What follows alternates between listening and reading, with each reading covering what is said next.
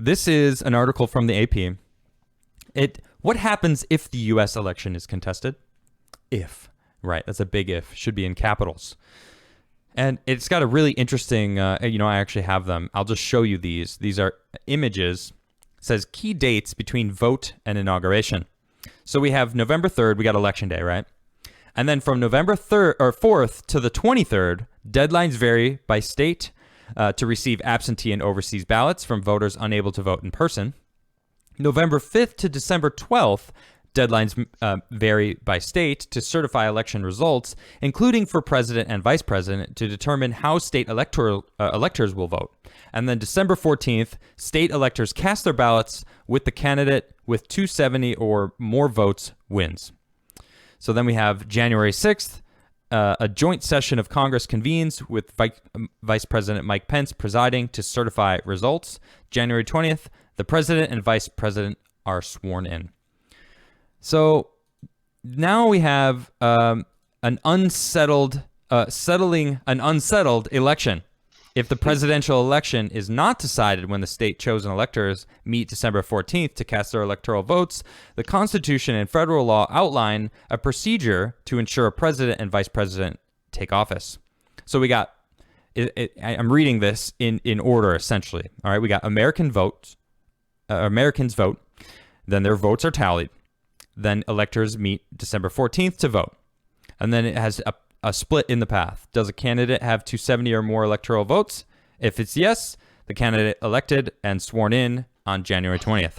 And if not, then it continues. Then, of course, the president becomes the House of Representatives. The president is voted in by the House of Representatives. They vote, one per state. 26 is needed to win. And then the vice president is chosen by the Senate. Same thing, one vote per senator, 51 is needed to elect. So just basically the majority. So then it continues. Did the candidate get at least 26 votes for presidency? If yes, the candidate is elected. And the same goes for the vice president. Did they get the majority? Yes, then it gets elected. So then if it's a no for the president, and then asks, has the VP-elect been chosen? If yes, the VP-elect acts as president until the president is elected. And if not, the Speaker of the House or President pro tempore of the Senate, if Speaker is unable, acts as president until the president is elected. And then if the vice president doesn't get it, then the Senate continues until the vice president is elected. So does that mean the Senate becomes... See, this is all a little... scary to me because all I can think is Speaker Pelosi loves her power and is super crazy to me. Like, she scares me. I don't know about you, but Nancy Pelosi, every time I see Nancy Pelosi, oof. She's terrifying. She looks is. Like she's made of wax. I know. She does seem like she is made of wax. If for those who don't know, this is Salty Bear with me today. Thank you for joining me again. Yeah, it does seem like... What about the 1876 election, right? Right. So I have this article here. This is the last time a contested presidential election nearly tore the country apart. This is crazy. All right, this is a long article, so I'm going to try to sum it up. Now, I know you've read it also, Salty, so you can help me through this as well. Sure. You want me to read for you? Yeah, you want to read it? That's fine. We can. I'll just have it posted up for you. So listen, just to give you a little bit of context.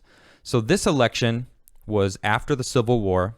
Okay, so the country, it was divided. We were fighting.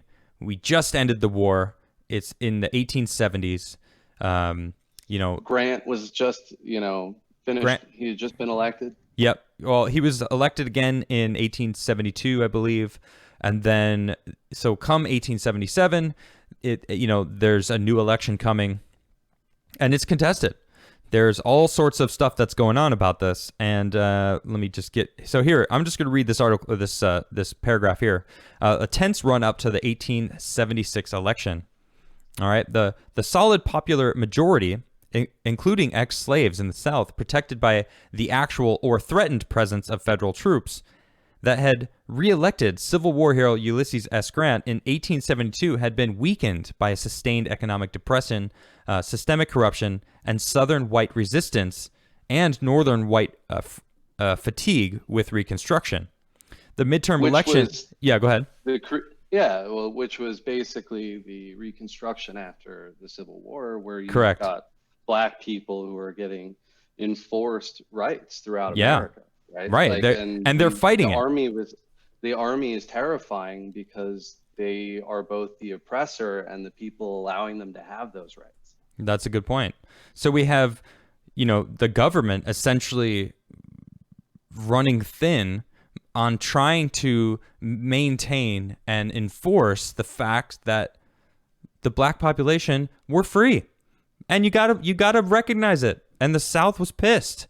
They were like, we just lost all of our monetary value, which is so messed up to think about, but that's true. That's where they were at. So they're sitting there freaking out, trying to. I mean, they already lost the war, right? So this is coming out of the war, trying to basically figure out how to deal with it. So then we got the midterm elections of 1874 produced an epochal 94-seat swing in House seats. There were only 293 seats at the time towards Democrats, who won the chamber, even as redemption movements aimed at restoring white political power, often behind ex-Confederate leaders, made big gains in the South. That's right. We're talking about the Democrats right now. Yeah, I can't stress it enough that the Democrats used to be the racist people, right? Like, people forget that. Did you say used to be? I don't know if you've heard Biden speak lately or throughout his entire political office life. He is awfully racist. Those sentences don't go away. You clearly have been. I'm talking directly to you, Joe Biden. You are clearly a racist. You clearly think other races are lesser than you, which is a terrible thing to think. I think you're a ridiculous person for thinking that. And I think the dementia is increasing in him, and it's only a matter of time before he starts slipping more and more, saying weird things, like saying if you don't vote for him, you ain't black. Like, what is that? Or asking someone, calling you out for being on drugs, and you're running for president. The only thing you should say is, go ahead, test me.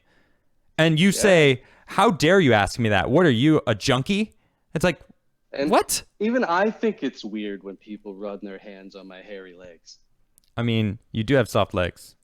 I do, but you know what? It's true. I still don't like it when you touch them. Well, that's not what you tell me off camera. Anyway. Okay, let's stay on subject here, though. Let's stay on subject. So, let's see. So, the Democrats just basically retook the House. Okay, they're reeling. They're pissed, right? So, now we get. So, tell me about this. You know a little bit more. You were reading this also. Yeah. So, basically, Grant is no longer an option, and you've got two new people coming in, and everybody's tired of Reconstruction and the undermining of civil rights as well. Yeah. And things were just coming to a head, and then you have basically the Republicans and the Democrats in a deadlocked race. And because the actual race, like the army was broke at the time and defunded, there wasn't as much protection over voting booths, right? So a lot of people who would have voted couldn't, because they were being bullied away and beaten, and people died, right? Like, this is... Wait a minute. So you're saying people that supported the Democrats in the South, the people that were the racists that wanted to maintain segregation and maintain the way it used to be, were beating up people and preventing them from scaring them into being proud of their country and voting the way they wanted to. That sounds awfully familiar. Yeah, it does ring a bell. That sounds really familiar, doesn't it? Almost like Antifa. Going. Yeah, go ahead. Go ahead. Yeah, please continue. So as all that went out, at the end of it, what was left was a deadlock, right? Yeah. So what we had was, we had a bunch of beat up Americans, some people died. It wasn't fun. And by the way, I'm a stuffed bear, not a historian. So take credit with my Made in America sticker. So basically, what it had to end in is basically instead of violence, two groups had to come together and talk about what was going to happen next because there wasn't the protections that we have in place now, right? Yeah. This was the creation of those protections that allowed people to go and vote without being harassed or threatened. Yeah. But beyond that, the Electoral Commission was housed by a magistrate, which is sort of head cheese, right? Okay. And who do you think would be the head cheese this time around? Oh man, who would be the head cheese? I mean, it can't be Would it be Trump. Pelosi? That scares me because it says I read about the magistrate specifically. It says bipartisan. It must be whoever becomes the magistrate needs to be bipartisan, and that is certainly not Pelosi. Ripping up the State of the Union speech clearly is against Trump, calling the coronavirus the Trump virus, which is just bonkers. She's got TDS to the max. So how is she supposed to be the magistrate? No, there's no way. Well, who does the American people trust enough to do something like that? I mean, don't you think that that's kind of what SCOTUS does? That's what the Supreme Court's supposed to do. They're supposed to be unbiased. They're supposed to be interpret the law instead of make policy. So look back at the 2000 election, right? I think you're right. Look at the 2000 election. They called it. They were like, Florida, you've had enough time. That's it. We're done. Stop. We're going to call it right now. And then boom.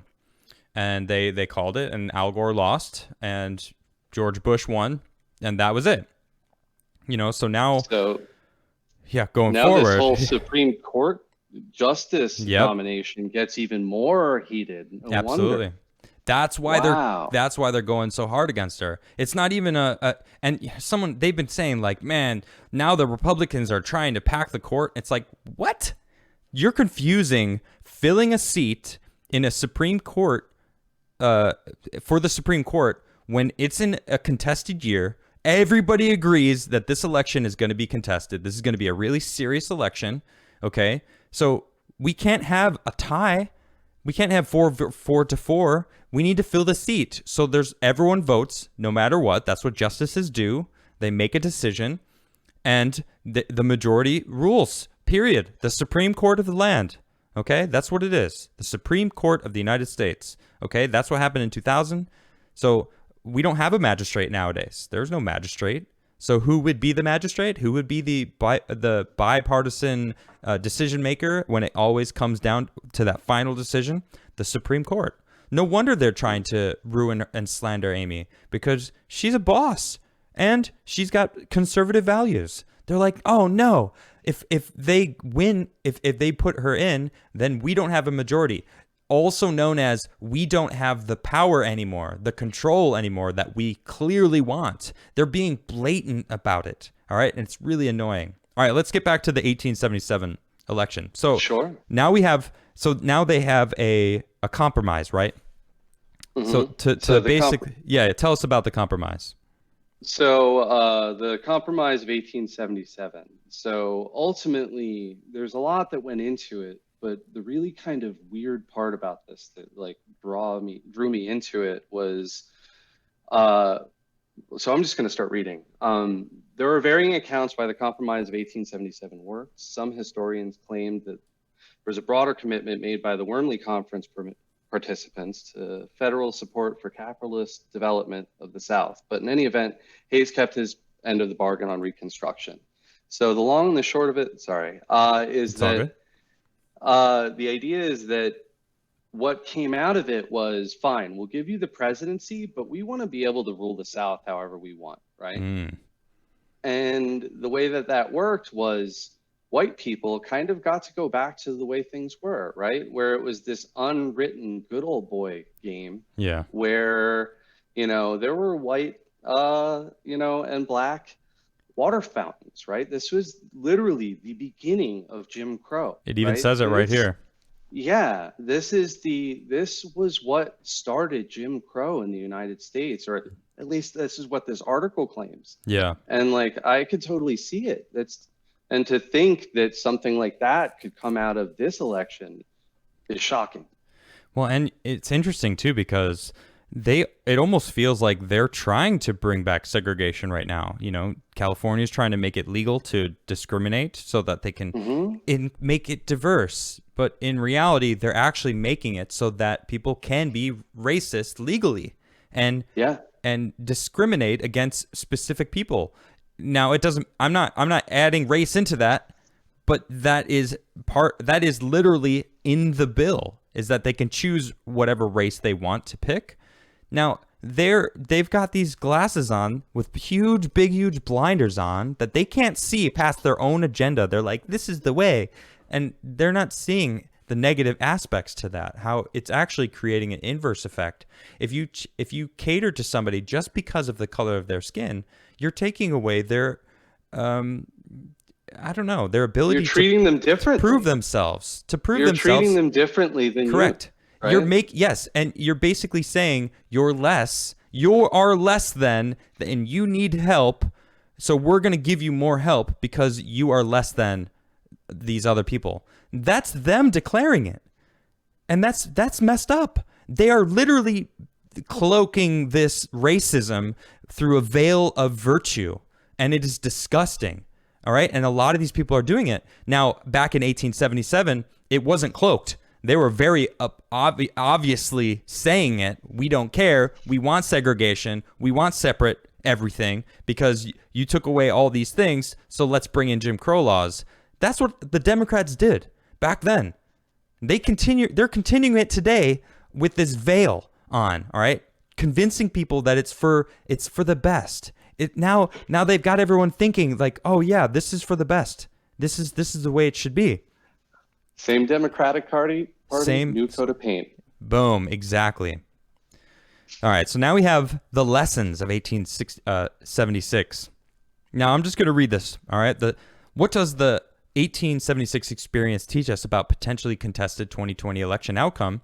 The first lesson is that the main two safeguards of the integrity of our presidential election are the right to vote without intimidation or ballot tampering and the clear and uncontested clarification of a winner. Right there. It is our right to vote without intimidation. We got Trump supporters being shot and killed. This thing that happened last Saturday, that's not the first Trump supporter that's been killed. It's not the second one that's been killed. They have been, man, wearing a Trump hat now, wearing a MAGA hat, Salty, I got to give it up to you. You're wearing that MAGA beanie? I mean, that's my MAGA Gotta beanie. Represent. I haven't worn it in a while, but you wear that in public, like you. Props to you. Because now to even wear a hat or a shirt supporting your president, who is the president, I don't care if you're Democrat or Republican, he is the president, he is your president if you're American. Period. Deal with that. All right? You can't even do that. It's, are you supporting the president? You're offending all these other people that are offended. It's like, God, just because you're offended doesn't mean you're right. Okay? That it's so frustrating.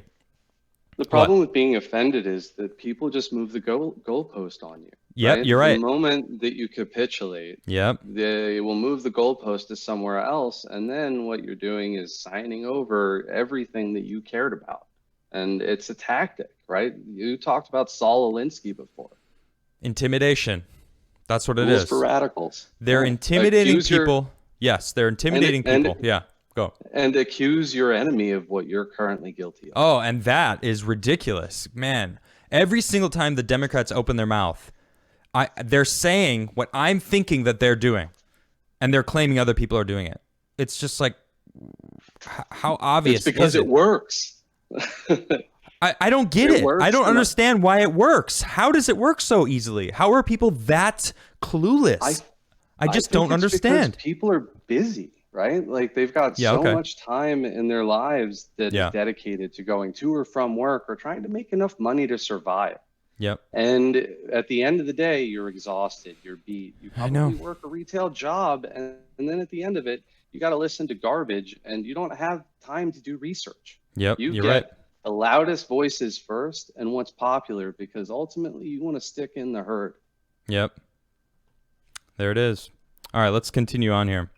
The second lesson is how hazy the system remains for resolution of electoral college disputes. The federal courts and the same kind of majority Republican-appointed SCOTUS that proved decisive the decision in 2000 might ultimately brought in to adjudicate dispute resolutions procedures with the unprecedented consequences. That's what I was talking about earlier, about the SCOTUS may being the magistrate of the now, because back in the day they would have one person who would be the magistrate, where now we don't have that one person. No one person could be, unbiased that well. I don't think Americans will trust even the Supreme Court, especially right now. I think that it'll I wonder if there's laws that'll take it even above it. Like, who decides if the Supreme Court isn't trusted by the American populace? It's a good point. I mean, the army? I don't know. Well, that goes into this third lesson. Check this out. The third lesson is how useful it is to have a chief magistrate in place during a presidential election disputes who is committed to due process and bipartisan input. Yes, President Grant wanted Hayes to win in 1876, but not if it risked violence. And in fact, many of Grant's stalwart Republican backers preferred a Democratic administration and an 1880 comeback to a Hayes presidency. This year, of course, the president is one of the contending parties, and one vastly more likely to produce a constitutional crisis by challenging perfectly valid mail ballots and preferably reasonable, if extended, count. Oh, this doesn't seem biased at all, does it? Who's going to be a fair arbiter in that scenario? Well, I'll tell you who. You just said it. The military. Who else? The people? The people would have already spoken. It's the votes. That's how we speak. So if the military sides with the president, which honestly I think that they would, that's going to be the deciding factor. What do we choose? Like, if the military said, we're going to side with President Trump, he's defended us. Biden called us stupid bastards. No joke. He straight up said, he called our troops in a... Clap, you stupid bastard. That's what he said. Heard it. Yeah. And then he was like, what, are you guys all slow here? Because you didn't clap? Because you didn't get my joke or my... My soundbite is more important than my presence here. Gosh. Like, honoring you doing things. Joe Biden. Could potentially save American lives. Right. Craziness. The fourth and arguably most important lesson of the 1876 is that compromise resolution of a contested election requires, well, a potential compromise. Yes, Southern black voters and some Democrats starved for office had reason to oppose the compromise in 1877, but partially because the wounds of the Civil War were so recent, and partially because powerful economic interests wanted an end to the struggle for and against racial justice. The powers that be in both parties found it easy to make a deal. It offered Republicans 4 more years in power and Democrats long-term hegemony in the South, although some Republicans, including Hayes, erroneously believed they could build a Southern GOP based on support from reasonable white Southerners. Yeah, so no wonder they opposed it, though, and that's why the South... The Democrats were like, yeah, we're good with this because we can implement the laws that we can segregate us from. They were basically just making the Jim Crow laws. Like you said, that was the beginning of the Jim Crow laws right there. It was the North going, look, we don't want people dying. We don't want you intimidating people to vote. Let's let everybody vote. But, please, let's do a compromise. You can make some rules for yourself, which didn't end in the South. I mean, it was mostly in the South, but it became... go ahead. It's internalized. And ultimately, this is something that we are going to just watch happen over and over again if we don't learn from it. Yep, absolutely. And we're in 2020. We're smarter than this. I know. And it's funny because this article is so well written. Yes, it is. It is then just off by a hair. Right, it doesn't see its own hypocrisy, and I know think you're right. That's the whole world right now. You nailed it. You're right. That's especially the Democrats, and that's really what it's shining a light on. It's the Democrats here. They're trying to smudge it a little bit towards bias for Democrats. When, oh no, the Democrats were the racist ones. They're the ones that wanted the Jim Crow laws. They're the ones right now trying to push for the end of civil rights, affirmative action. They're the ones with that on the bill. California. It's a state level thing. It's not federal, of course. But why would California, who's supposed to be on the forefront of, being racially justified and equal, that's not equal. Treating people different. Oxford, a couple months back, they said if you're a black student and you're affected by what's going on, you don't have to do as much work. Okay, so that means that future business owners or CEOs that are hiring people from Oxford go, oh, you didn't work as hard. Has nothing to do with your race here. I just know that every other race that went to Oxford worked harder and got the degree, and you didn't have to work as hard. So they're actually implementing rules that are ruining it for these minorities. They're making it harder for them to prove themselves. I think everyone's equal. I think everyone can push as hard as they want to do whatever they want to do in life. If they want to go to college, if they want to become president, anyone can be president. Obviously, you have to be born in America to be doing so, but anybody who's born here can become president. I don't care what race you are, what color your skin is. Doesn't matter. What gender you are. Anyone can become president. You just have to wish and work for it. Period. Done. Conversation over. But when someone starts going, oh, you're lesser, so you don't have to work as hard, that shows. And there might be one person who goes, oh, great, I don't have to work as hard. Awesome. Well, for every one person who's saying that, I think there's 3 to 4 others that are going, well, what about me? I work my ass off. All right. And I am equal to everyone else. So for you saying that to them, you're telling me I'm not equal. That's what I see. And I think that's ridiculous. It's a smack in the face. It's smacking him in the face going, you're lesser. Oh yeah, I don't care about all you other people that think that they're equal. I'm telling you, you're not. It's like the condescension there. What? It feels like a giant real-time Stanford prison experiment. Yeah. Right? Have you ever heard of that? No, what is it? Tell us about it. The Stanford prison experiment was this 1971 study where they had a group of college students be the inmates and the wardens in a prison. And it is horrifying and fascinating to watch what happens to people when they are given systemic imbalances between other human beings, right? So simply by being made warden and being a fellow college student, these kids were subjecting the prisoners to hazing, right? They were actually torturing them by the end of it. So they had to stop the experiment, right? And like, that's kind of the weird thing about human psychology is that if you kind of codify sort of this disparity between people, right? Which is what America is supposed to be, the experiment to get away, from that, you start to see these awful things emerge. Yeah. Jeez, that's frightening. All right, so that's I mean, we only time will tell what's going to happen with this election. Obviously, there's people on either sides thinking they're right. Obviously there's people that are on both sides that think the other side's cheating. I, of course, am voting for Trump. I am registered here in Maryland, so at least my paperwork has been sent in. That's all I can do. I registered as soon as I moved here because I can't wait to vote. I think this is the most important election of my lifetime. Oh, it is. And period. Mine too. I can't vote, but I need chat to vote for me. And smash that like button. You heard it here. Salty Bear has spoken. Smash that like button. It's the only thing we can do.